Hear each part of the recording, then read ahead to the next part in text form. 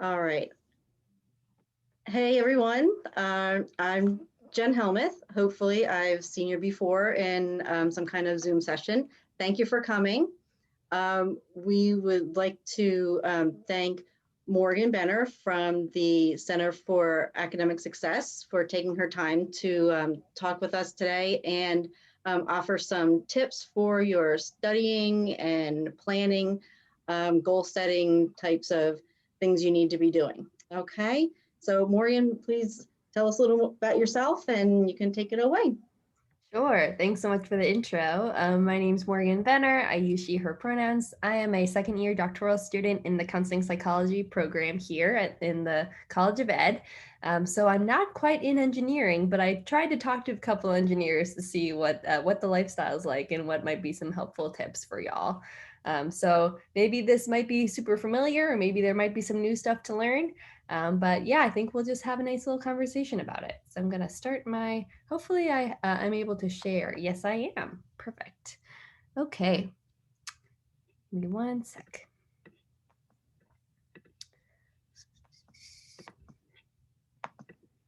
All right.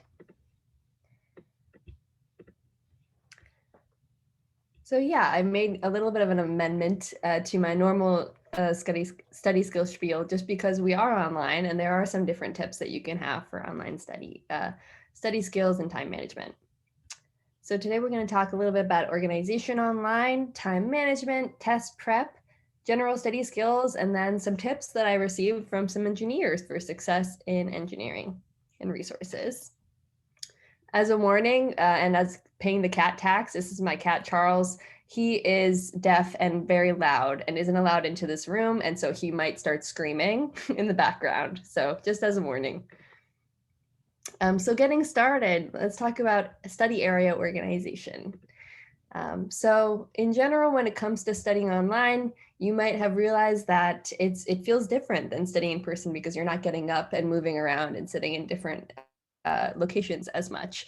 And so there are some ways that you can make computer workstation ergonomics work for you when it comes to studying and going to class. So this is the ideal setting, would be at a desk with your computer that is around 2 feet away from your face and about at eye height. And so being able to look straight ahead and not strain your neck is one of the things that makes this kind of ergonomics best for you. Also having relaxed shoulders and your forearm parallel to the floor, a chair that has backrest and armrests that are adjustable, legs with thighs parallel to the floor and feet parallel to the floor, and using a footrest if necessary. I actually use yoga blocks to make sure that my feet touch the floor or touch a flat surface, and it really helps to raise a little bit higher up and feel more comfortable. Some people like to stand, and so usually people who have standing desks, it's advised that you only stand for about 15 minutes at a time so that you're not straining your back or straining your knees, and then keeping your wrists straight and hands at or below elbow level. Once more, avoiding neck strain by looking down with your eyes rather than with your head, and then raising your laptop to be able to be more at eye level. Some people don't have a desk. That's okay. You can make it work. If you're sitting at a couch, placing a pillow behind your back to maintain good posture, using a separate mouse so that you have a little less strain on the wrists, using a lap desk to elevate your computer to a comfortable height, and maybe resting your feet flat on the floor or on a surface to raise your feet so that your thighs are parallel. In general, here's some ideas using an external mouse and keyboard. I have that here set up. I also have an external monitor that helps to just spread out the work a little bit more at my desk. Sitting on a pillow if your work surface is too high for you. And if you can, change locations and positions throughout the day to just kind of spice it up a little bit. So when it comes to organizing your online notes and files, pick an organization method and stick to it. So when you were going to class in person, or if you when you were in high school, you might have received a lot of papers or notes or taking paper notes, just a lot of paper. And you might have developed, hopefully, an organizational system for that. in which you could maybe use an accordion folder or different folders or spirals. Well, now that everything basically is online, you're probably not receiving a lot of papers. And so having an organizational system for your online files is important. So for example, some online organization ideas would be if you use Google Drive to create a Drive folder for each class, upload the syllabi for the class, create Google Docs for assignments, and insert the due dates, and store PowerPoints and typed notes in that same file, just to keep everything together. I would also recommend downloading PowerPoints from lectures and taking notes on them, not rewriting what's on the slides. If they don't provide the PowerPoints to you, then that might be more of a thing where you're taking time to write notes. And I would recommend, if you can, writing with pen on paper. But if they do give you the PowerPoints for the lectures, taking notes on them might be the best way to go. So more about taking notes on the PowerPoints. Do you have the means to print? Wow, that would be awesome. Good for you. If you can print your PowerPoints, do it and take handwritten notes on the printed PowerPoints. That can be really helpful to help make sure that you're getting everything down. If you don't have a printer, that is fine. Or if you can't afford to print, that is also fine. If you have the file in PowerPoint form, take notes in the slides or on the notes of the PowerPoint slide. If it's in PDF form, which often professors will upload PDF versions of their PowerPoints, you can use Adobe Acrobat Reader, which is a free download that can allow you to put notes on that PDF file. And I would recommend keeping all of those PowerPoint notes in the same place.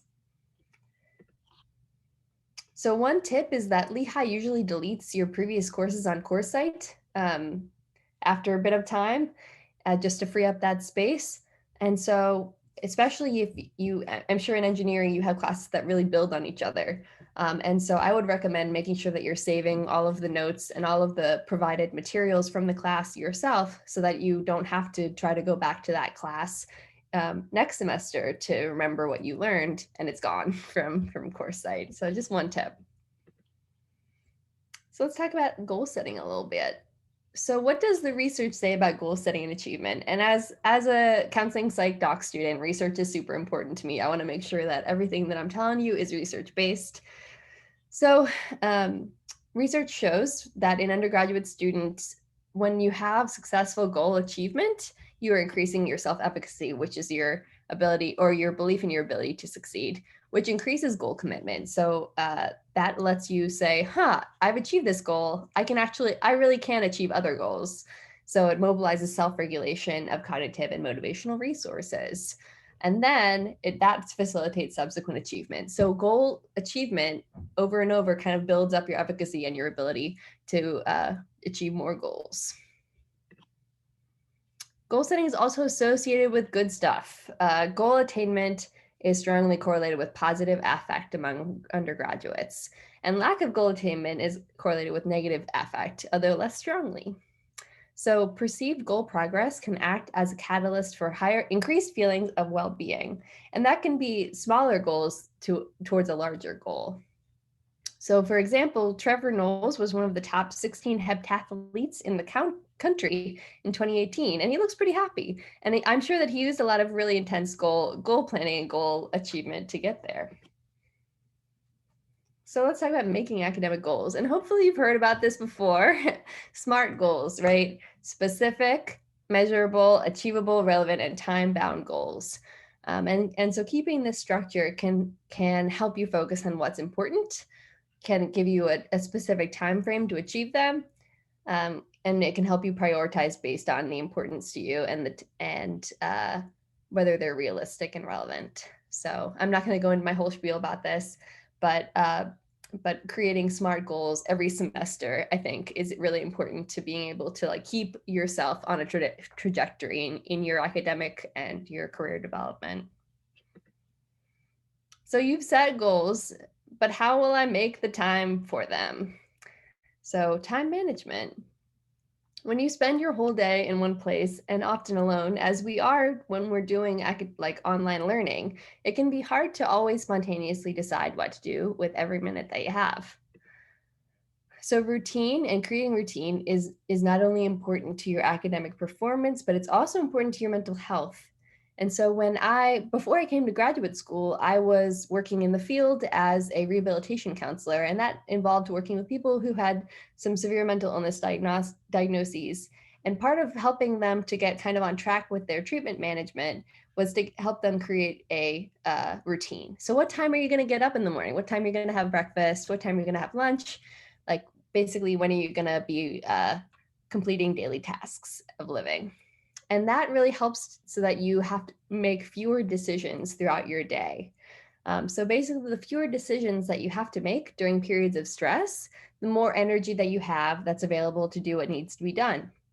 And that is from the website for our counseling and psychological services. So that's some legit stuff. So I'm just going to talk through an example. Basically, you have an unplanned day. You have a 2-hour break. You get to that 2-hour break between classes or whatever. You say, what should I decide to do at this time? Should I start outlining a paper that's due next week, or start a new problem set, or should I watch Netflix and relax? Right? So what you think is going to happen when you get to that 2-hour break, you're anticipating it, you haven't planned what to do, but like you have that 2-hour break and you're thinking about it tomorrow. And you're thinking, yeah, maybe I'll just start outlining that paper that's due next week. I don't know. I'll figure out something meaningful to do with that 2-hour break. And so you think that you're going to start outlining a paper or do something important. So you anticipate that you'll be feeling good and motivated to get work done. I'll start the outline. But what might actually happen if you don't plan what you're going to do during that time is that you'll think, I'm tired. I don't want to do anything right now. I just had a long day. I'll just take a break and figure it out later. So you'll put off your work more because in the moment, the impulse control necessary to say, I'm not going to do what I want to do right now, I'm going to do what I need to do, is really hard. So then when will you get around to outlining? So what will help is not leaving your day up to your own impulses and make a reasonable plan for your time. So picking an organizational system for your time helps you organize tasks, assignments, and extracurriculars, to visualize your free time as well. It helps when you find a system that works for you. So some people really like daily planners, weekly planners, or monthly, academic year, semesterly. There's so many different choices, but finding one that works for you is the most important thing. So hopefully you've seen different types of agendas. I think some high schools will give you an agenda book, and it might look like this one on the left here, where it's kind of a to-do list style. You could also use one specifically for weekly assignments or a monthly type calendar. Or you can use an hourly type, and this is for like a paper planner. And some people really enjoy paper planners because it lets you write it out for yourself. And so things to include in that hourly planner is your classes, your meetings, meals, sleep time, working out, appointments, and study time. And so I know that some people really like paper planners, and I used to really like them too. And I also know that some people will only write in their classes into an hourly planner and then leave like the whole day otherwise unplanned. And so we'll talk about how to kind of structure that a little bit better. So online agendas and planners, this is what I'm partial to because it allows me to kind of change up my days a little bit easier. So if appointments get changed or if times get changed for class or whatever, it's a little bit easier to make adjustments. So I'm going to just talk briefly about Google Calendar and Google Task, but you can also use Apple Calendar, and there's many other apps or extensions that are aimed towards student use. So here's an example of Google Calendar. Hopefully people are familiar with it, but if not, it's really helpful. You can customize repeating times for appointment slots. You can customize colors. And this is mine from last semester. You can see it looks a little crazy. Grad student life, right? So I color code my classes, my work, my clinical hours, and my workout times and research time. And it just helps me get a look about what my day is going to be like. Also, Google Task. A lot of people aren't as familiar with Google Task as they are with Google Calendar. Google Task is built into Google Calendar. It's basically a to-do list that you can use. And the way that I usually use it is I'll make a task list for all of my classes every semester, and then input all of the due dates for all of the assignments into that Google Task list. So then what's nice is that you can see up here, all of my tasks show up on the top of the Google Calendar on the day that it's due. So that helps me keep track of my semester a little bit easier and helps me see what's coming ahead.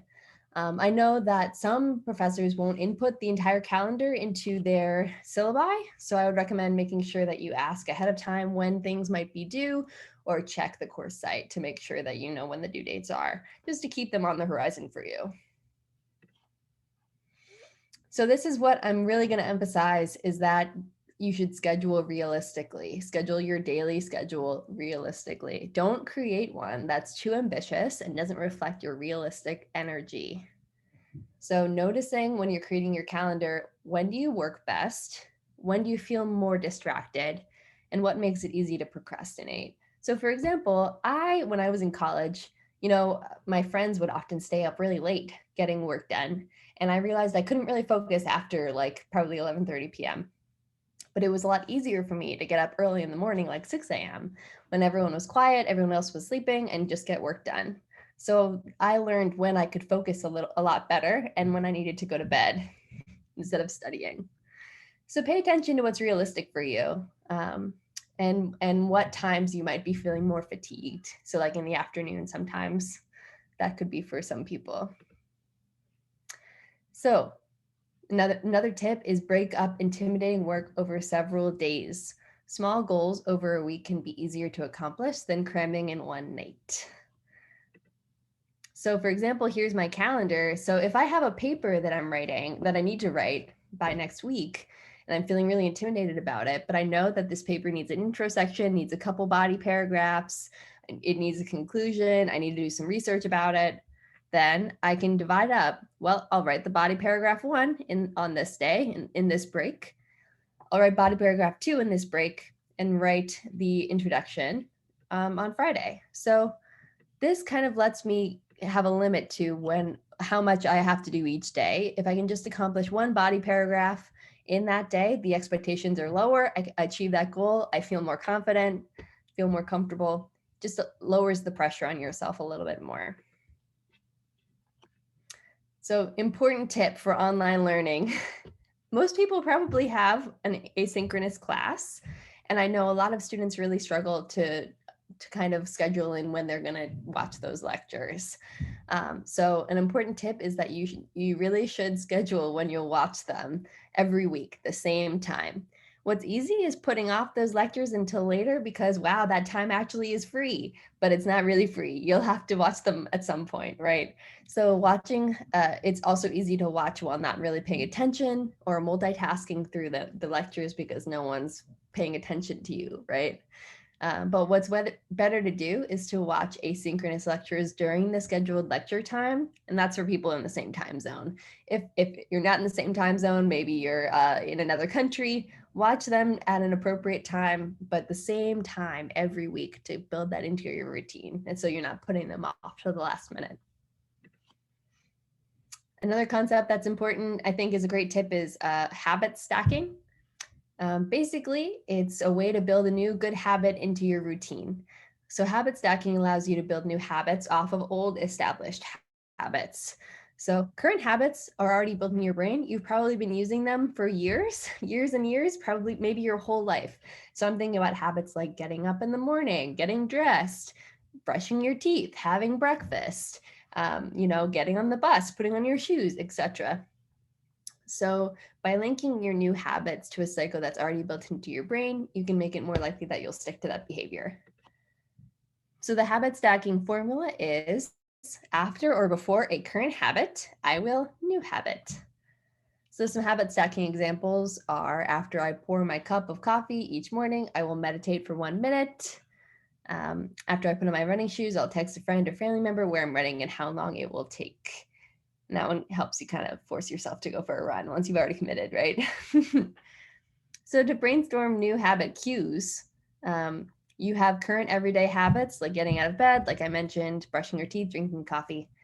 If you have a new desired behavior, link that to an established habit. So reading assigned readings, updating your planner, watching asynchronous lectures, completing homework, etc. So some academic habit stacking examples are immediately after class ends, I'll organize or rewrite my notes. While brushing my teeth, I'll go over Quizlet flashcards. While eating breakfast, I'll read my notes or watch Khan Academy videos. Well, what about study planning? And because I know 4 o'clocks are ahead, this probably would have been a little bit more helpful last week, but hopefully in future exams, this might be helpful. So what to study? Hopefully you're familiar with this, but making sure that you're paying attention to what's going to be on the test, chapters, reading, lectures, or labs. The points emphasized in class, things that are repeated multiple times, things that are cued from your professors where they say, study this or remember this. Key terms, definitions, or examples, lists of items, study guides, past homework problems, and past quizzes, and end of textbook chapter tests. So here is what I usually tell people about how to schedule your studying, right? So this is the 5-day study plan.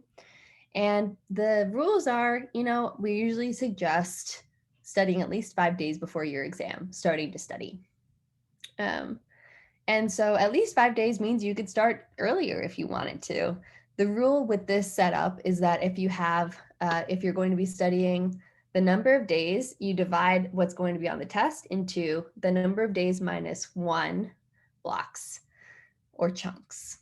So when it comes to a 5-day study plan, that means that you're going to be using 4 chunks of study material that you're going to be dividing. And so as you can see here, the first day, Monday, you're going to be working on the first chunk for 2 hours. And if you see in the review sections below on the following days, you'll keep reviewing the first chunk over and over. And so you might think strategically, maybe I should focus the first chunk on something that I know that I'll need to review several times and get perfectly right. And so that might be something that is the newest or the most difficult concept that you've learned. It could be the oldest concept, maybe from the beginning of the class that you never quite got or that you've forgotten by now. Or it could be a section that you noticed in the middle of, your lectures where you said, I never really understood this. But dividing those chunks into sections that are really strategic for you so that you're going to be reviewing them over and over. So Monday, we're preparing the first chunk for a couple hours. The times aren't super strict, but I think the kind of proportions to the times is the most important part. So preparing your first chunk for a couple hours. So I'm thinking doing practice problems, reviewing your notes, paying attention to the practice problems that you didn't get correctly the first time. And then Tuesday, doing the same thing with the second chunk and reviewing the first chunk. And that review, I think, is really vital, and what you do with that is really vital. So making sure that you are paying attention, again, to those practice problems you didn't get right the first time, reviewing those practice problems that you did get right, paying attention to things that you're not quite getting yet. Wednesday, we're doing the third chunk, slightly less time because we still have to review the second chunk and the first chunk, but we're noticing that the first chunk is only at 15 minutes now. And so by the time you get to Friday or the day before the exam, you're only reviewing the first chunk for 10 minutes, second chunk for 10 minutes, third chunk for 20, and fourth chunk for 40 or 30 minutes. So hopefully by Friday, you're pretty sick of the first chunk because you reviewed it 3 or 4 times now. It's in your head. It is solid. You are feeling good about it. And that's why you should probably strategically choose the first chunk to be the most difficult stuff. But yeah, that's just a structure that you can use, hopefully. And then how to be an active studier. I think this is even more important than, arguably more important than study scheduling. Studying before exams is really important for your performance, but having a maintenance routine for your new knowledge is really, really important so that you can actually ease up on yourself and actually be pretty familiar with the material by the time you get to exam times. So maintenance studying means after class every week, you're reviewing your notes and rewriting them if necessary. You're making connections to concepts creating flashcards, and completing homework problems, paying attention to what you don't get right the first time, Practicing your learning by explaining new material to a classmate, parent, friend, or significant other. Teaching others is the best way to really get concepts down yourself. So I would really recommend having a conversation with someone else or other classmates in like a study group to really get those concepts down. I know that when I was studying for the GRE, I would really pay attention to the sections where I was getting lots of practice problems wrong and circling in red or in a colored pencil exactly the problems that I was getting wrong and then trying to understand what I got wrong. So paying attention to your weak points for sure. So let's talk about building in breaks. So some people can really study for like 5 hours straight, or at least they tell me they can, right? But others need to build in structured breaks into their study skills or into their study sessions. So this is where the Pomodoro technique comes in. The Pomodoro technique was created by a guy who had a kitchen timer that was shaped like a tomato, which is Pomodoro in Italian. And he used his kitchen timer to break up his work. So he used it to use 25 minutes of work and then have a 5-minute break. And then after 4 sets of those or 4 Pomodoros, you get a 15-minute break. So it's kind of a more reinforcing experience there. And I personally use the Pomodoro technique myself, especially on work that I really, really don't want to do, because sometimes I'll get 15 minutes or 10 minutes into that work and be like, ugh, I really don't want to do this anymore. I'm sick of this. And then I look at my timer and it's like, well, I only have 10 more minutes. So I think I could probably survive that. And then I get a 5-minute break, right? So you're getting that reinforcement for completing more work. Whereas if you don't have that kind of structured breaks, you might get 15 minutes in and you didn't even know it was only 15 minutes, but because it felt like a lot longer. And then you're taking a lot longer break and not really using your time that efficiently. So if you are getting sick of studying for one subject or you have multiple exams, you might alternate your Pomodoros. And that can help to reduce the kind of frustration that you might feel with extended studying on a subject that you don't really enjoy as much. And so on basically every kind of phone or even extensions on browsers, you can get a Pomodoro app that you can use to break up your time. And you can even create goals within those apps to complete your assignments. So let's talk about procrastination a little bit, because it has so much to do with our time management, right? You can make the best goals and the best calendar and the best schedule, but if you don't do it because you're procrastinating, then that's not going to get done.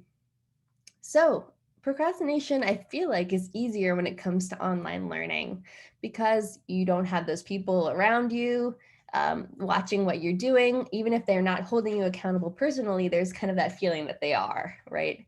And then you also might have asynchronous classes that make you feel like you have free time that you don't actually have. Additionally, Netflix is at your fingertips, right? It's right there. So using distraction limiting is a good way to kind of control your impulses when it comes to procrastination, because a lot of people use the internet or apps to procrastinate. So these are just some examples of some distraction blockers. And if you want to look them up yourself on the app stores or Google Play stores, you can literally just search distraction blockers. There are some that are free. There are some that have like a monthly subscription cost. But when I had an Android, I would often find free ones that I could use that were really helpful. And so now I have an iPhone. And so I use screen time for my iPhone that helps to limit my access to different apps, because I have impulse issues too, right? We all do. So it helps me schedule in times that I'm not allowed to use certain apps that would distract me under normal circumstances. So how can I change and improve my motivation and follow through? We've talked about study scheduling. We've talked about regular scheduling and goal setting. And like when it comes to actually performing, how can we improve motivation and actually getting things done? So this is WHOOP. WHOOP is a science-based mental strategy. It's an acronym that people can use to find and fulfill their wishes, set preferences, and change habits. And so we'll just watch a brief video about WHOOP that'll give you an explanation.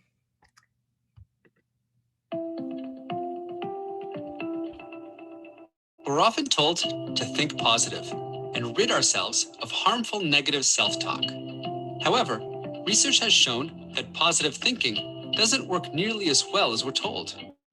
The more students positively envision themselves getting a job, the fewer job offers they received. The more college students envisioned successfully starting a romantic relationship, the less likely they got together with their crushee. The more hip replacement surgery patients imagined themselves having a smooth recovery, the less they were able to move their new joint. And the more positive overweight people's fantasies about their success in losing weight was, the fewer pounds they lost. Over 20 years, our research has revealed that just dreaming about a positive future saps energy needed to reach the positive future, predicts low physical and mental health, and predicts diminished well-being and poor personal development. But we can perform better if we combine the pleasurable task of envisioning the desired future with additional steps, acknowledging the obstacles we need to surmount, and planning exactly how we will overcome these obstacles. As an approach to behavior modification, this conscious four-step procedure, specifying a wish, specifying and imagining the best outcome, specifying and imagining the obstacles within ourselves, and forming a plan, strengthens mental associations in our minds without our awareness, predicting measurable increases in energy, and in turn, better performance. We call this method WHOOP. To test WHOOP, we gave a group of high school students preparing to take an important standardized test a short exercise incorporating WHOOP, while a second group received a placebo. Students exposed to WHOOP completed over 60% more practice questions than participants in the control group. In another study, we gave one group of middle-aged women information about the benefits of a healthy diet, and another group the same information plus WHOOP. For a period of up to 2 years, the women who were taught WHOOP ate more fruits and vegetables than those in the information-only group. Other intervention studies have shown that people who use this method are losing weight, getting better grades, become successful negotiators, and improve their relationships. The magic of WHOOP is that by automating cognition, emotion, and behavior, it triggers people to become motivationally intelligent. It is low cost, easy to use, and can be applied to different life domains and across demographics. By learning and applying WHOOP, you will come away more motivated and skilled than ever to make clear decisions, take action, connect with others, and engage with the world. So I will stop it there, but that's basically, a general summary of WHOOP. And we'll just talk briefly. We'll talk briefly about a little bit more about it. So WHOOPs is their scientific name is Mental Contrasting with Implementation Intentions by Dr. Gabrielle Oettingen. And we're running a little bit out of time, so I'll skip the data and just go straight to how we do WHOOP. So WHOOP, the first step is having a wish that you want to fulfill in a specific time frame about anything that you want. And so one example would be, I want to ace my qualifier project proposal, which is basically our program's version of a master's thesis. And then O is for outcome. What's the best outcome and what are the feelings that you associate with that outcome? So my best outcome would be make my advisor proud, no edits necessary, immediate pass, feelings of pride, accomplishment, achievement, yay. And then obstacles, what's going to hold me back? And thinking about inside yourself what obstacles those might be that you can control. So for example, my obstacle might be, I feel the need to make my qualifier project perfect, and I'll make a fool out of myself when I present if I don't. So make a plan to combat those obstacles. What can you do to overcome that? Identify actions that you can take or a phrase in your mind that you can use to combat it. So actions that I can take is having reasonable expectations of my research project and consulting with my advisor. And then also having a phrase like the best qualifier project is a done qualifier project. And that can help me motivate to get my work done. So you can check out more about WHOOP at whoopmylife.org. And let's talk about tips specific to engineering. So I talked to some engineers and these are some tips that I got from some Rawson Junior fellows who were super helpful. And so one of their tips was to work and study with friends. Though it may be daunting to randomly ask other students in your class if they want to work through homework together or study together as a group, They really recommended it. Problem solving together and talking through problems can help you understand the material and make friends. So another tip is don't be afraid to ask questions of your professors, going to office hours or staying after class, and don't wait before the test. Go to office hours, like I said before. If you didn't have the chance to ask questions in class, go talk to your professors, make those connections, and it helps you feel more comfortable in class as well. Stay on top of your homework. I think this is a pretty genuine tip for across every field, but I think probably very important to engineering. Do those difficult problems, because once you master them, you'll be set for the exam. Redo homework problems and time yourself before exams to make sure you can complete them in a timely manner. And last but not least, don't be discouraged. It's okay if you didn't do well in your first engineering class. And I would say this to every student. It's okay if you don't do well in the first, like, that kind of transition to college can be really hard. And even if you didn't do well in that class, that doesn't mean that you aren't meant to be in that field. You can retake that course, learn from what went wrong or what you could improve in the first try, and just keep practicing. So if you really care about the field, stick with it.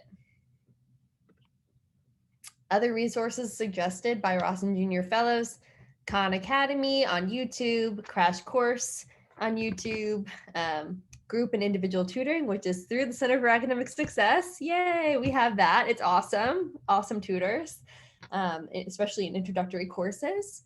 And then the Ross and Junior Fellows themselves, who can serve as peer mentors and tutors, conduct outreach activities, and give campus tours to high-performing incoming students. So they seem like really awesome resources for y'all. Other resources, I would definitely recommend, and this is not only in engineering, but in every field, joining professional societies as a student. There might be a small fee as a student for your professional society. I know that as a student myself, I might pay like $30 or $40 to join mine. I'm not sure about the engineering societies, but this can really give you access to newsletters, reference tools, courses, journals, publications, mentorship, competitions, financial aid and scholarships, and just gives you kind of more familiarity with what field that you're entering and what it's like to be a professional in that field. Resources available on campus. If you're not sure what you're working towards, talk to your advisor and your professors about your field. If you're not sure what job you're interested in or how to get it, the Lehigh Center for Career and Professional Development is amazing. There are so many resources available for you there, and they're extremely helpful and they really want to help you. So definitely reach out to them as well. If you want to work on study skills and time management, that's me. Just make an appointment with me. It's a 30-minute appointment, not a huge commitment. You can, there's a form that you fill out on our website to express exactly what you want to work on, and we'll work together. We can meet as many times as you need to problem solve through issues. And if you think your procrastination or inability to get work done is part of a serious issue, I would talk to the Lehigh Counseling and Psychological Services, and they might be able to help you get some insight. So yeah, this is how you can set up an appointment with me. If you literally just search Learning and Study Skills Lehigh or Lehigh Center for Academic Success, our website is the first response. And the Center for Academic Success has group tutoring and individual tutoring available to you. Group meets once a week. Individual tutoring, I think, is 35 minutes that you can sign up for. And there's also the Math and Writing Center and the Math Help Center, which is in the math department that offer math assistance. So thank you all so much for listening to this little talk. Does anyone have any questions or comments? Awesome. Thank you so much for coming.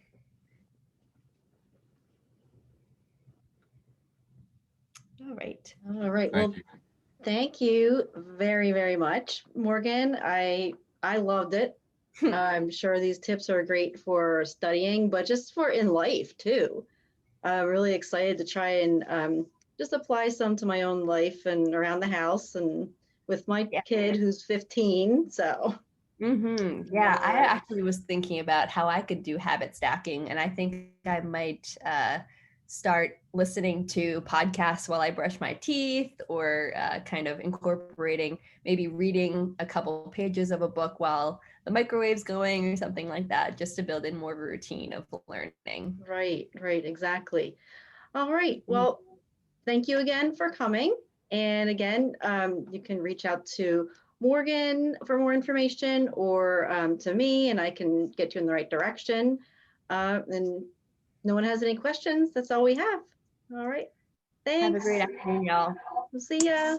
Bye. I do have one question. Oh, sure. So, if I wanted to talk to somebody in the psychological counseling department, would I have to email them? So if you go to their website, let's see, Lehigh Counseling and Psychological Services. I'm not sure because of the changes